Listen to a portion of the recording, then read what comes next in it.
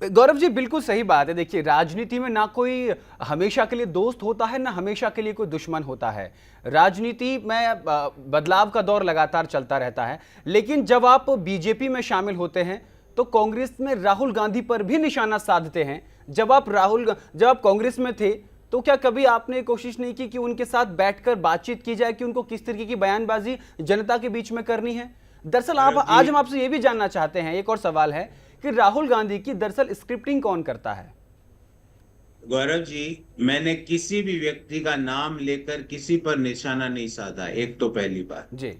मैं ये कह रहा हूं कि आज जो कांग्रेस चला रहे हैं, जो निर्णय ले रहे हैं, उन्होंने जीवन में कभी मॉनिटर का चुनाव नहीं लड़ा। जी। वो सिर्फ पीए, पहले भूतपूर्व यूपीए सरकार के मंत्रियों के पीए थे। जी। आज भी वो पीए वाला ही माइंडसेट से काम करते। Okay. PA can be a good drafter, can be a good office management guy, can be a good stenographer, जी। but he can't be a good politician because he can't understand what is the aspirations at the ground level. हाँ, actually एक आपका पीए आपका एक एक बयान आया था कि उनको ये नहीं पता कि मध्य प्रदेश का जिला कौन सा है और छत्तीसगढ़ का जिला कौन सा है, और वो कांग्रेस चला रहे हैं। वो तो बहुत बड़ा सवाल पूछा। गौरव जी, जो व्यक्ति आज कांग्रेस में टिकट दे रहा है, जी। टिकट पे जिसके हस्ताक्षर हो रहे हैं, जी। अगर वो उत्तर प्रदेश के 5 लोकसभा क्षेत्रों का नाम बता दे, 5, 1 2 3 4 5, तो आप जो कहे मैं मान जाऊं, वो कहे वो सब सही मान जाऊं।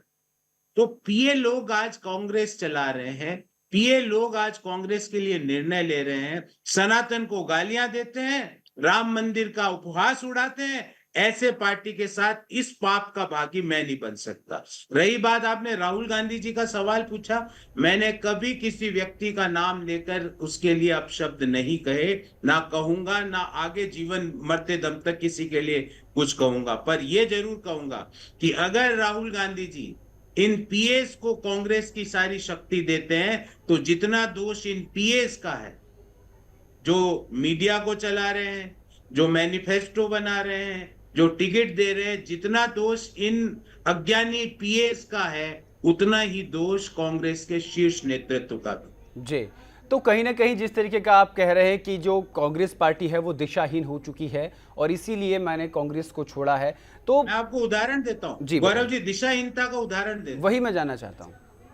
आज सुबह अचानक से कांग्रेस पार्टी ईवीएम हैकिंग की बात करेगी, जी। कल सुबह अचानक से कास्ट सेंसस की बात होने लगेगी, परसों सुबह अडानी अंबानी को गाली देना चालू कर देंगे, उसके अगले दिन सुबह बेरोजगारी की बात हो जाएगी, उसके अगले दिन सुबह महंगाई की बात हो जाएगी, उसके अगले दिन सुबह अचानक से जीएसटी का मुद्दा आ जाएगा, उसके अगले दिन सुबह अचानक से अग्निवीर जी। स्कीम आ जाएगी, और उसके बाद अगले दिन सुबह वापस से अडानी अंबानी को गाली से फुल साइकिल से स्टार्ट होगा। विपक्ष का काम सिर्फ गाली देना नहीं होता है, विपक्ष का काम सकारात्मक आलोचना करना होता है। ये सारी बातें मैंने कांग्रेस के शीर्ष नेताओं को बताई। जी। सिर्फ गाली देकर भागने से देश के लोगों का विश्वास कोई भी राजनीतिक दल अर्जित नहीं कर सकता।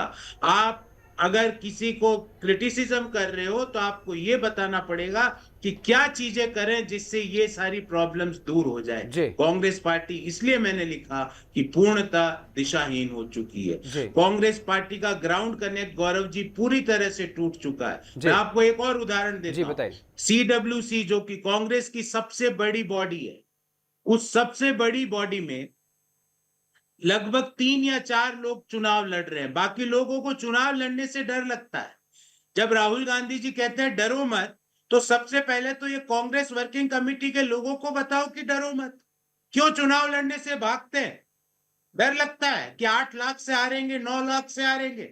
गौरव वल्लभ को बोला मुख्यमंत्री के खिलाफ ताकत से चुनाव लड़के आया, टिकट नहीं मांगा। जी। गौरव वल्लभ को बोला उदयपुर जाके चुनाव लड़ो, पूरी ताकत से चुनाव लड़के आया। जी।